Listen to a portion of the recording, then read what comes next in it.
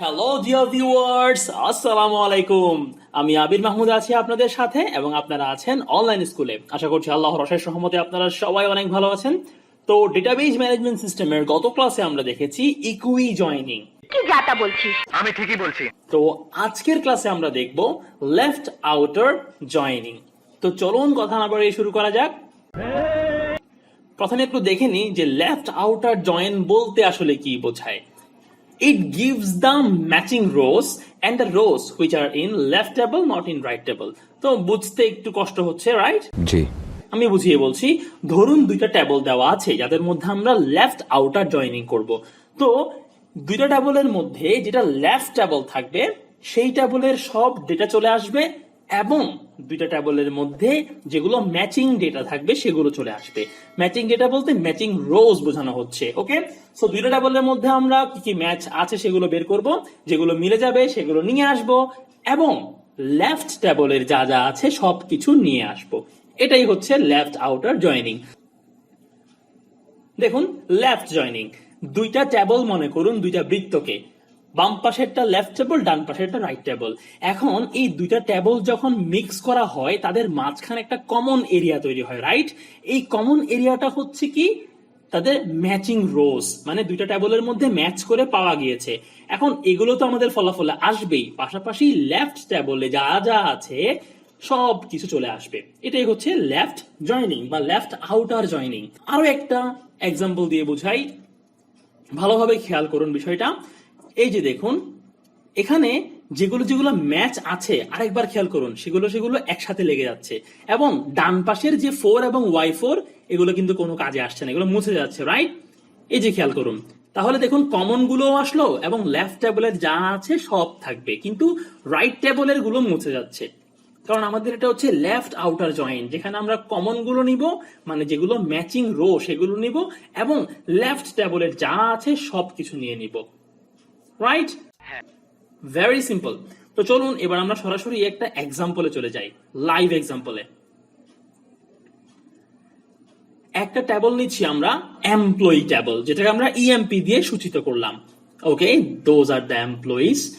কোনো কিছু নিয়ে হয়তো মন টন খারাপ তাদের মনে হচ্ছে, খুব ডিসকাশনে আছে। আচ্ছা, যাই হোক, লিভ ইট। আর একটা হচ্ছে ডিপার্টমেন্ট টেবল, যেটাকে আমরা ডিইপিটি দিয়ে সূচিত করছি, এটা হচ্ছে ডিপার্টমেন্ট টেবল। ওকে, সো এই দুইটা টেবলের মধ্যে আমরা লেফট আউটার জয়েনিং করব। ঠিক আছে, তো লেফট টেবল কোনটা? এমপ্লয়ি টেবল, বাম ডান আশা করি আপনি বুঝেন, আর ডান পাশেরটা হচ্ছে ডিপার্টমেন্ট টেবল। ওকে, সো আমাদের বের করতে বলবে কি? জানি না। যাই বের করতে বলুক আমরা বের করব। তার আগে একটু দেখে নেন প্রাইমারি কি এবং ফরেন কি কোনটা। প্রত্যেকটা টেবলে অবশ্যই প্রাইমারি কি থাকে। সো এমপ্লয়ি টেবলে প্রাইমারি কি হচ্ছে ইআইডি এবং ডিপার্টমেন্ট টেবলে প্রাইমারি কি হচ্ছে ডিআইডি। তাহলে এমপ্লয়ি টেবলে যেটা ডিআইডি আছে ওটা হচ্ছে ফরেন কি, এবং ফরেন কি এর কনসেপ্ট আপনাদের আশা করি সবার ক্লিয়ার। ফরেন কি হচ্ছে কি, সেটা প্রাইমারি কি থেকে রেফারেন্স নিয়ে থাকে। That's it. ওকে, সো এখন আমরা একটা প্রশ্ন দেখি। Find the employee name, department name and location. So এই জয়নিং গুলোতে কোনো শর্ত দেওয়া হয় না যে এটা বের করো, যদি ওইরকম হয় তো কোনো কন্ডিশন এখানে কিন্তু নাই। আপনাকে বের করতে হবে কি? এমপ্লয়ি নেম, ডিপার্টমেন্ট নেম এবং লোকেশন। সো আপনি খেয়াল করে দেখলেন যে এমপ্লয়ি নেমটা আছে কোথায়? এমপ্লয়ি টেবলে। ওইদিকে ডিপার্টমেন্ট নেম এবং লোকেশনটা আছে ডিপার্টমেন্ট টেবলে। সো আপনাকে এখানে কি করতে হবে? লেফট আউটার জয়নিং করতে হবে। তো কিভাবে করব চলেন দেখা যাক। আমাদের কুইরিটাকে জানতে হবে, right? Select name, d name, location. আমরা কি কি বের করতে চাচ্ছি সেগুলো আমরা কমা দিয়ে লিখি, রাইট? তো এমপ্লয়ি টেবল থেকে আমরা নেমটা নিব, সো নেম কমা আমাদের ডিপার্টমেন্টের নাম বের করতে বলা হয়েছিল, সো ডিপার্টমেন্টের নামটা কিভাবে আছে? ডিনেম দিয়ে, দেন লোকেশন। ফ্রম, এই লাইনটা ইম্পর্টেন্ট। ফ্রম কোথেকে করব? Employee left outer join department. তাহলে এখন এই লাইনটাতে একটু খেয়াল করে দেখেন, এমপ্লয়ি টেবল এবং ডিপার্টমেন্ট টেবল এদের মধ্যে লেফট সাইডে কি আছে?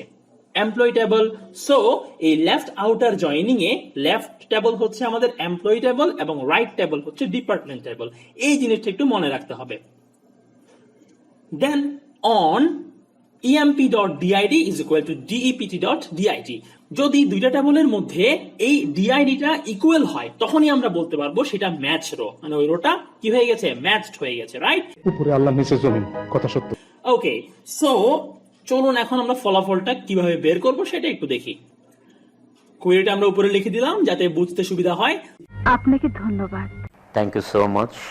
আমাদের টেবল ছিল দুইটা, একটা ছিল এমপ্লয়ি টেবল যেটা লেফট টেবল ছিল, আর একটা হচ্ছে ডিপার্টমেন্ট টেবল যেটা রাইট টেবল ছিল, রাইট? এখন এই দুইটা টেবল থেকে আমরা যে ফলাফলটা বের করব সেটার জন্য আমরা আরেকটা টেবল এখানে জেনারেট করলাম, রেজাল্ট টেবল। ওকে, এখন এখানে কয়টা রো হবে সেটা আমরা কেমনে বুঝবো? নতুন যে রেজাল্ট টেবলটা আসলো সেখানে কয়টা রো হবে ওইটা আমরা কেমনে বুঝবো? মনে রাখবেন একটা সিম্পল জিনিস, এমপ্লয়ি টেবলের মধ্যে মানে যেটা লেফট টেবল আছে সেখানে যতগুলো রো থাকবে আমাদের রেজাল্ট টেবলেও ততগুলোই রো থাকবে। কেন? ওই যে ভেন ডায়াগ্রাম যেটা আমি দেখিয়েছিলাম, একটা চিত্র, দুইটা গোল্লা গোল্লা একটা চিত্র ছিল না, ওটা একটু মনে রাখেন। সেখানে কি ছিল? লেফট টেবলটা ফুল কালারফুল ছিল, তাই না? মানে হচ্ছে লেফট টেবলের ম্যাচিং মিসম্যাচিং সবগুলোই আসবে।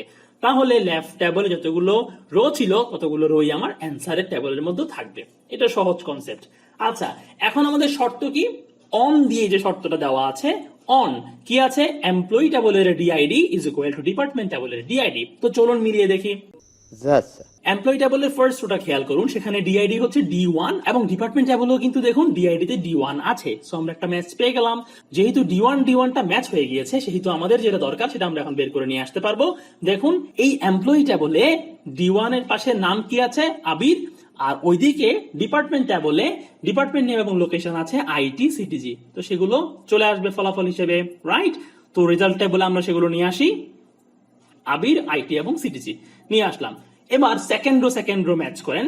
সেকেন্ড রোতে কি আছে? D2, ওইদিকেও D2 ম্যাচ কিন্তু হয়ে গিয়েছে, রাইট? দেখুন D2 ম্যাচ হয়ে গিয়েছে। তাহলে এমপ্লয়ি টেবলে D2 তে কে আছে? সুমন। আর ডিপার্টমেন্ট টেবলে আছে HR এবং ঢাকা, রাইট? দেখুন এগুলো এখন ফলাফল হিসেবে চলে আসবে। ওকে, বসে গেল আমাদের রেজাল্ট টেবলে। দেন এবার দেখুন যেটা এমপ্লয়ি টেবলে থার্ড রো ছিল কি? D1। নিশ্চুপের পাশে দেখুন এমপ্লয়ি টেবলে এই যে এখানে খেয়াল করুন ডিআইডি কি ছিল? D1, তাই না? সেটার সাথে ম্যাচ হচ্ছে কোনটা? ডিপার্টমেন্ট টেবলে ফার্স্ট রো যেটা আছে D1 সেটা কিন্তু ম্যাচ হয়ে গিয়েছে, রাইট? তাহলে ম্যাচ হয়ে গেলে আমাদের অ্যান্সার কি আসবে? এদিকে নেম আসবে নিশ্চুপ, ওইদিকে আসবে আইটি সিটিজি। সো এই রেকর্ডটা আমরা পেয়ে গেলাম যে নিশ্চুপ যে লোকেশনে কাজ করে সেটা হচ্ছে কোথায়? সিটিজিতে।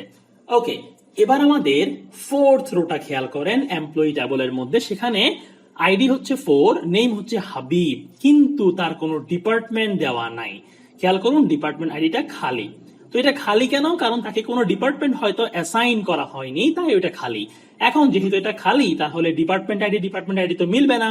কিন্তু লেফট আউটার জয়েনিং এ আমি প্রথমেই সংজ্ঞাতে বলেছিলাম যে যেগুলো ম্যাচিং রো আছে সেগুলোও আসবে, আবার যেগুলো মিসম্যাচ মানে লেফট টেবলের মধ্যে যা আছে ম্যাচিং মিসম্যাচিং সবই আসবে। তো ম্যাচিং গুলো তো আমি নিয়ে আসছি, মিসম্যাচ যেটা একটাই আছে সেটা হচ্ছে আইডি 4 যার নাম হচ্ছে হাবিব। তো আমার তাকেও নিয়ে আসতে হবে, রাইট? এই হাবিবকে যদি আমি নিয়ে আসি, খেয়াল করে দেখুন রেজাল্ট টেবলের মধ্যে এখন কি বসবে? নেম তো পেয়ে গেলাম হাবিব, কিন্তু সে তো কোনো ডিপার্টমেন্টে কাজ করে না, তার মানে তার কোনো ডিপার্টমেন্টের নেমও নাই, লোকেশনও নাই। সেক্ষেত্রে আমরা কি করব? এটা একটা সুন্দর প্রশ্ন আপনার, আসলে খুব টেকনিক্যাল প্রশ্ন। সেক্ষেত্রে আমরা ডিপার্টমেন্ট নেম এবং লোকেশনটাকে নাল বলে দিব। নাল মানে হচ্ছে কি? কোনো ডেটা খুঁজে পাওয়া যায়নি। ওকে, সো এরকম লেফট আউটার জয়েনে কিংবা রাইট আউটার জয়েন আমরা যখন দেখব সেখানে এরকম নাল ডাটা আসতে পারে। কারণ আমাদের লেফট আউটার জয়েনে বলা হচ্ছে যেগুলো ম্যাচ ডাটা সেগুলোও আসবে, আবার যেগুলো মিসম্যাচ আছে সেগুলোও সব চলে আসবে। ঠিক আছে, তো আমরা নিয়ে আসলাম হাবিবকে, বাট হাবিবের করেসপন্ডিং এ কোনো ডিপার্টমেন্ট অ্যাসাইন করা হয়নি, তাই আমরা ডিপার্টমেন্টের নাম এবং লোকেশনটা পাচ্ছি না। দ্যাটস ওয়াই ওই দুইটা ফিল্ড নাল থাকবে। ওকে, এটাই হচ্ছে আমাদের অ্যান্সার। সো আশা করছি লেফট আউটার জয়েন্ট আপনাদের ক্লিয়ার হয়ে গিয়েছে। যদি ভালো লাগে ভিডিওটি অবশ্যই লাইক করবেন, কমেন্ট করে জানাবেন কেমন লাগলো এবং শেয়ার করবেন আপনার ফ্রেন্ডদের সাথে। আর আমার চ্যানেল নতুন হয়ে থাকলে সাকিব ভাইয়ের দোহাই লাগে প্লিজ সাবস্ক্রাইব করে দিয়েন। বিদায় নিচ্ছি আজকের জন্য। हम मालूम है तेरे बाप को मत सिखा, चल। ভালো থাকবেন সবাই। আসসালামু আলাইকুম, আল্লাহ হাফেজ।